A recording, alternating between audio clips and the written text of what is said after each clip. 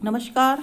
आहार एवं पोषण विज्ञान के अंतर्गत आज हम अध्ययन करेंगे विटामिन सी या एस्कॉर्बिक एसिड के बारे में। विटामिन सी की खोज स्कर्वी रोग के उपचार के दौरान हुई थी। विटामिन सी जल में घुलनशील विटामिन है, एक शक्तिशाली प्रतिकर्मक होता है, सफ़ेद रंग का रवेदार पदार्थ है। विटामिन सी युक्त भोज्य पदार्थों को यदि हम काट कर हवा में छोड़ देते हैं तो ऑक्सीकरण की क्रिया के कारण इनका रंग परिवर्तित हो जाता है। हाई टेम्परेचर पर ऑक्सीकरण की क्रिया बहुत तेजी से होती है, अतः पकाने पर विटामिन सी नष्ट हो जाता है। तरल अवस्था में भी विटामिन सी बहुत जल्दी नष्ट हो जाता है। हम देखते हैं विटामिन सी के कार्य। विटामिन सी के कार्यों में प्रथम है कोलेजन एवं अंतःकोशिकीय सीमेंट जैसे पदार्थों के निर्माण में विटामिन सी अपनी महत्वपूर्ण भूमिका निभाता है, या हम कह सकते हैं अत्यंत आवश्यक होता है। इसकी महत्ता इन कामों के लिए अत्यंत आवश्यक होती है।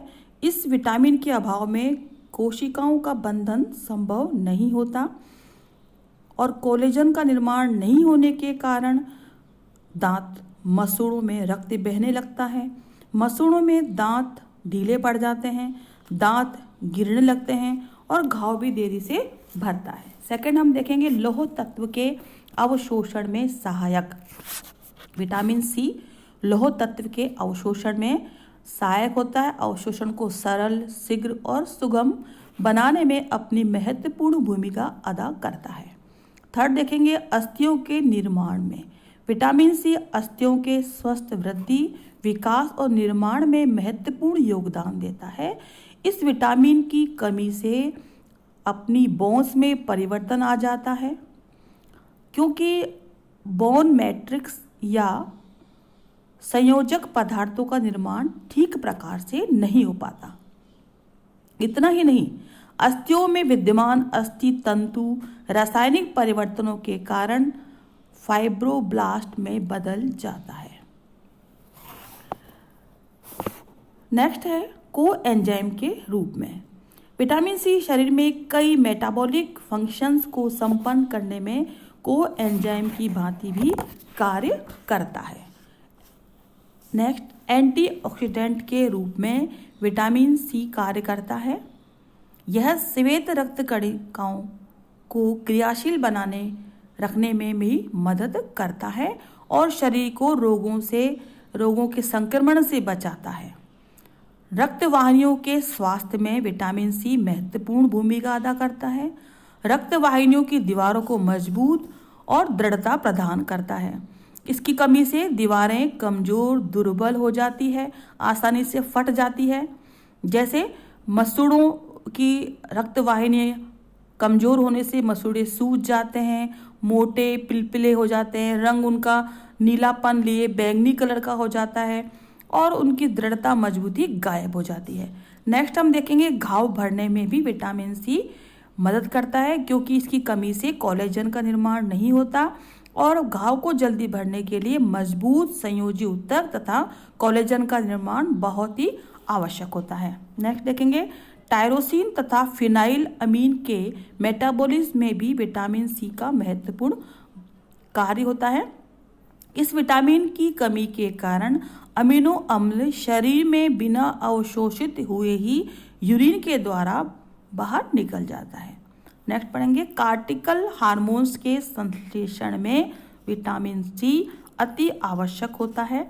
इस विटामिन की कमी के कारण एड्रीनल ग्रंथि से निकलने वाला हार्मोन का संश्लेषण नहीं हो पाता, जिससे एड्रीनल कार्टिलेज का आकार काफ़ी बढ़ जाता है। विटामिन सी इलेक्ट्रॉन वहन में भी महत्वपूर्ण काम करता है। कई रासायनिक क्रियाओं में इलेक्ट्रॉन वहन का कार्य विटामिन सी करता है। दांतों को स्वस्थ रखने में विटामिन सी का महत्वपूर्ण योगदान होता है, नितांत आवश्यक होता है दांतों के विकास और निर्माण के लिए। इसकी कमी से दांतों में दोष उत्पन्न हो जाता है। कोलेजन और सीमेंट जो दांतों का भीतरी भाग बनाता है, उसका ठीक प्रकार से निर्माण न होने के कारण डेंटिन तथा एनामिल का ठीक प्रकार से निर्माण नहीं हो पाता, जिससे मसूड़ों का स्वाभाविक रंग नष्ट हो जाता है और वो गहरे लाल रंग के बैंगनी हो जाते हैं, सूज जाते हैं, उनमें घाव हो जाता है, संक्रमण हो जाता है। तो इसलिए डेंटिन भी पतला हो जाता है तथा मसूड़ों में दांत ढीले पड़ने लगते हैं। फिर नेक्स्ट है कोलेस्ट्रॉल के मेटाबॉलिज्म में भी विटामिन सी मदद करता है, जिससे शरीर में कोलेस्ट्रॉल की अधिकता से उत्पन्न होने वाले रोगों की संभावनाएं कम हो जाती है। रोग प्रतिरोधक क्षमता बढ़ाने में, रोग प्रतिरोधक क्षमता विभिन्न संक्रामक रोग जैसे टीबी, सर्दी, जुखाम, निमोनिया आदि संक्रामक रोगों से हमारे विटामिन सी सुरक्षा करता है और इन रोगों के दौरान भी शरीर की जो कोशिकाएं होती हैं, तंतु होते हैं, उनको टूटने से बचाता है। विटामिन सी का प्रमुख कार्य हमने देखा कि विशिष्ट उत्तक अवयव कोशिकाओं का निर्माण करता है। विटामिन के अभाव में कोशिकाएं टूटने लगती है, रक्त वाहिनियां, दीवारें, अस्थि मज्जा, कनेक्टिव टिश्यू, कोलेजन, यहाँ तक कि तंत्रिकाएं भी इससे प्रभावित हो जाती है, जिस कारण कई बार दोषपूर्ण अस्थियों का निर्माण होता है। और विटामिन सी क्या करता है, रोग प्रतिरोधक क्षमता का बना रहना भी विटामिन सी के अभाव में मुश्किल हो जाता है। जो संक्रामक रोगाणु जनक जीवाणु विषाणु का संक्रमण बढ़ जाता है। विटामिन सी की कमी के प्रभाव, विटामिन सी की कमी के कारण मुख्य रूप से स्कर्वी नामक रोग हो जाता है। यह दो प्रकार का होता है, एडल्ट और इन्फेंटाइल। बच्चों में, बड़ों में दो प्रकार से होता है। बड़ों में जो स्कर्वी होता है, वयस्कों में स्कर्वी, वो आमतौर पर उसके लक्षण इस प्रकार के होते हैं कि कमजोरी, चिड़चिड़ापन, आलस्य और बहुत जल्दी थकान महसूस होना। कई बार एनीमिया हो जाता है क्योंकि शरीर में आयरन का जो अवशोषण होता है वो ठीक प्रकार से नहीं हो पाता। त्वचा का रंग पीला हो जाता है, खराब हो जाता है, त्वचा पर कई बार फुंसियाँ भी निकल जाती है।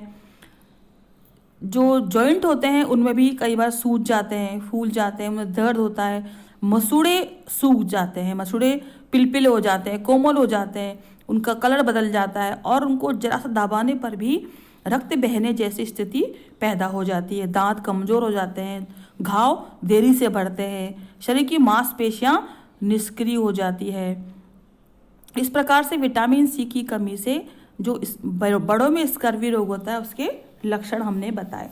शिशुओं में या छोटे बच्चों में जो होता है स्कर्वी, उसके लक्षण भूख न लगना, चिड़चिड़ा, आलस, चंचलता बच्चों की गायब हो जाती है, पैरों में सूजन आ जाती है, रक्त वाहिनियों की दीवारें फट जाती है जिससे कि आंतरिक रक्तस्राव होने लगता है, जिसके कारण एनीमिया भी हो जाता है, घाव जल्दी नहीं बढ़ते हैं, हड्डियों में रक्त जमा होने से वो सूज जाती हैं। इस प्रकार से शरीर की त्वचा ढीली पड़ जाती है, मसूड़े लूज हो जाते हैं, मुंह से बदबू आने लगती है, कई बार बच्चे को सांस लेने में भी कठिनाई पैदा होती है।